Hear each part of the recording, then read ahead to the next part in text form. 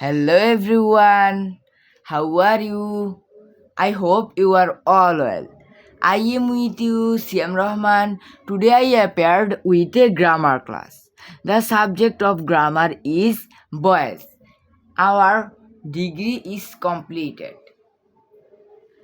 That's why I manage these boys and I teach you, all of you, this grammatical.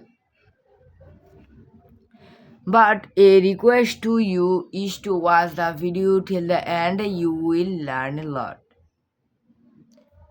But don't forget to like it, because if you like it, I get motivated. It increases my interest in making videos. Without further ado, let's get started. আমরা এখন বয়েজের যে শুরু করার জন্য যে প্রথমে যে অংশটুকু থাকে আমরা সেই অংশটুকু আজকে আমরা পড়ব। বয়েজ বলতে বাচ্চাকে বোঝানো হয়েছে।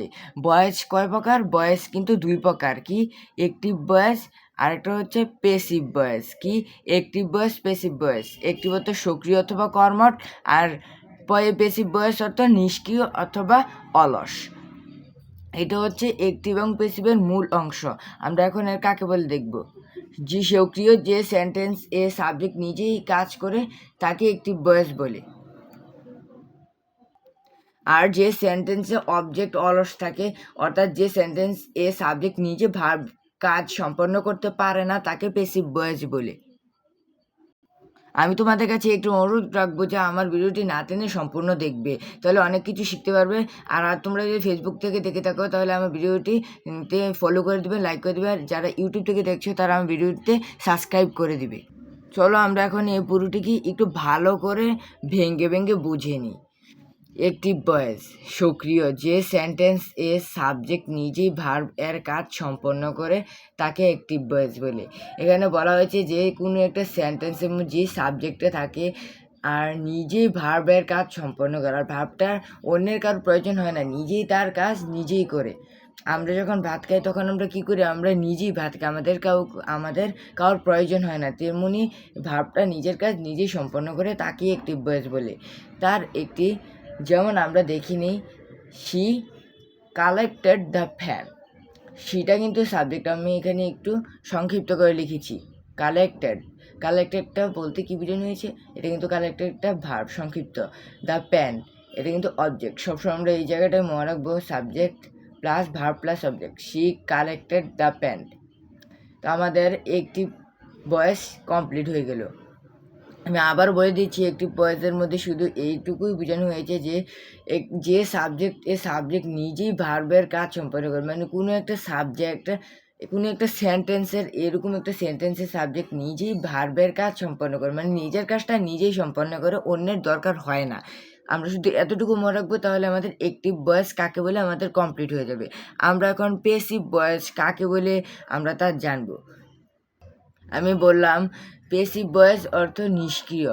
আমি আবার বলবো যে অ্যাক্টিভ ভয়েস অর্থ সক্রিয় অথবা কর্মঠ, আর প্যাসিভ ভয়েসের অর্থ হচ্ছে নিষ্ক্রিয় অথবা অলস। অনেকে বলবে ভাইয়া তো নিষ্ক্রিয় বললো কিন্তু সে তো অলস বললো না, আবার সক্রিয় বললো কিন্তু কর্মঠ বললো না, এই জন্য আমি দুটি বলে দিলাম, নিষ্ক্রিয় অথবা অলস। তাহলে আমরা কাকে বলে এটা পড়ি। যে সেন্টেন্স এ সাবজেক্ট অলস থাকে, অর্থাৎ যে সেন্টেন্স এ সাবজেক্ট নিজে ভার্ব এর কাজ সম্পন্ন করতে পারে না তাকে প্যাসিভ ভয়েস বলে। আমরা এখন এটি একটু ভালো করে ব্যাখ্যাটা বুঝে নিই। যে সেন্টেন্স এ সাবজেক্ট অলস থাকে, কোনো একটা সেন্টেন্সের মধ্যে যখন একটা সাবজেক্টটা অলস থাকে, মানে কোনো কর্মঠ থাকে না অ্যাক্টিভের মতন, তখন অর্থাৎ যে সেন্টেন্সের সাবজেক্ট নিজে ভার্বের কাজ সম্পন্ন করতে পারে না, মানে কোনো একটা সেন্টেন্সের সাবজেক্ট নিজে ভার্বের কাজ সম্পন্ন করতে পারে না, তাকে প্যাসিভ ভয়েস বলে। অ্যাক্টিভের সময় ওই সেন্টেন্সটার সাবজেক্টটা নিজেই ভার্বের কাজ সম্পন্ন করতে পারতো, কিন্তু এখন সাবজেক্ট নিজে ভার্বের কাজ সম্পন্ন করতে পারে না, মানে সে বুঝেই যাচ্ছে সে একজন নিষ্ক্রিয় অথবা অলস, তাই তাকে প্যাসিভ ভয়েস বলে। আমরা এখন তার একটি উদাহরণ দেখব। চলো দেখি এই প্যাসিভ ভয়েসের একটি উদাহরণ। The pen was collected by her.